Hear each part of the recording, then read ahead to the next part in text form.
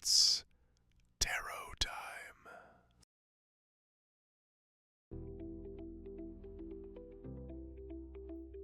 The room applauded. Lina Morales smiled politely, but inside her chest, something went silent. That silence is not peace, it is a signal. Lina had everything people spend their lives chasing. Corner office, six-figure salary, a reputation in Chicago's publishing world that made junior editors whisper her name with admiration. She could recognize a best-selling manuscript before the first chapter ended. Authors trusted her instincts, executives trusted her judgment, and now the company was rewarding her. Senior Vice President of Editorial Strategy. It was the kind of promotion that turned a career into a legacy. The kind parents bragged about at family dinners. The kind most people would accept before the sentence finished. Yet the morning Lina received the news, something strange happened. Instead of excitement, she felt tired. Not physically tired, soul tired.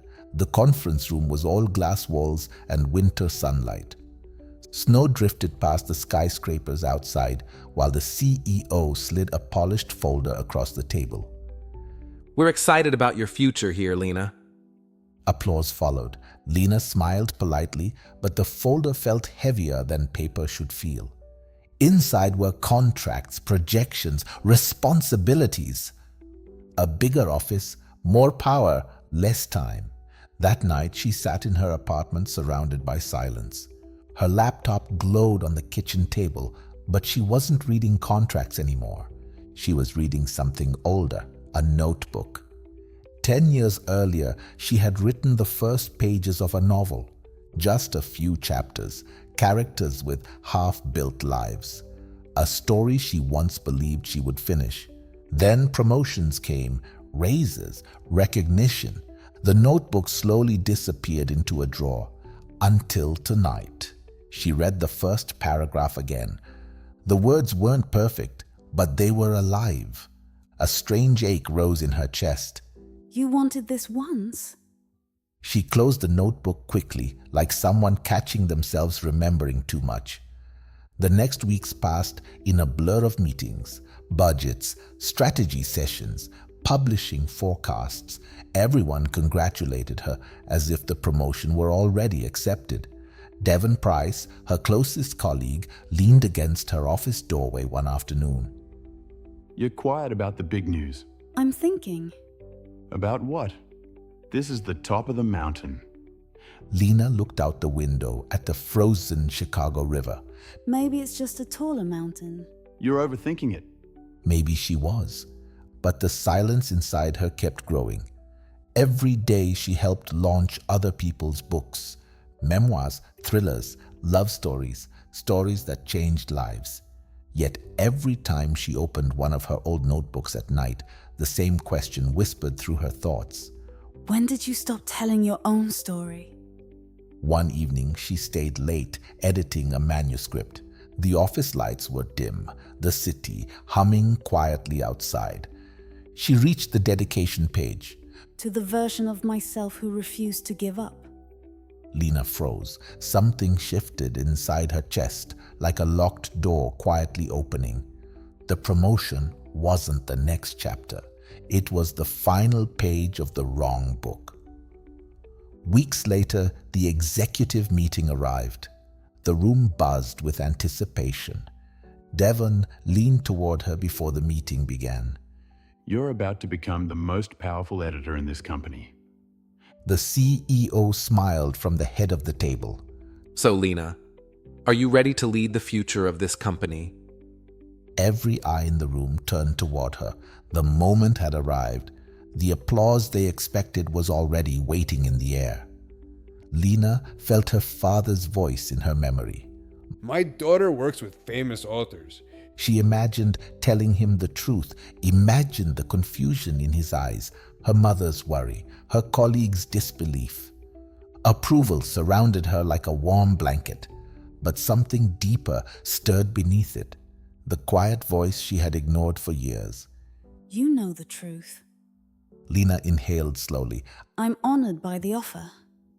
The room relaxed, but she continued. I can't accept it. Silence crashed across the table. The CEO blinked. Devon straightened in his chair. I've decided to leave the company. No explanations, no defense, just truth. For a long moment, no one spoke. Then Lena stood, gathered her things, and walked out of the room. Not dramatically, not angrily, just quietly, as if she were finally heading somewhere she had been meant to go all along. The hardest moment came 2 days later, dinner with her parents. Her father stared at her across the table, disbelief hardening his voice. You quit! To write stories? The word story sounded small in his mouth. Lena felt the familiar pressure to justify herself, to explain, to soften the disappointment. Instead, she spoke calmly. I spent my whole career helping other people tell their stories. She looked at him gently. Now I want to tell mine. Her father didn't answer right away. Some dreams take time for others to understand. 6 months later, Lena sat in a quiet coffee shop. Morning sunlight spilled across the table. Outside, Chicago rushed through another busy day. Her laptop glowed softly. On the screen were the final words of her novel. Her hands trembled as she typed the last sentence. Then she stopped. For a long moment, she just stared at the screen. No applause filled the room. No executive titles waited for her. Only a quiet, steady feeling rising inside her chest. Peace. The kind that comes when your life finally aligns with your spirit. Lena closed the laptop slowly. In her bag, she found the old notebook from 10 years earlier. She opened to the first unfinished page. Beneath the old paragraph, she wrote one final sentence. I finally kept walking. Seeker, the 8 of Cups teaches us something many people learn too late. Sometimes the bravest choice in life is not climbing higher. It is walking away from something that once mattered, because your soul knows it no longer belongs to you. Success can fill your schedule. It can fill your bank account. It can even fill your reputation.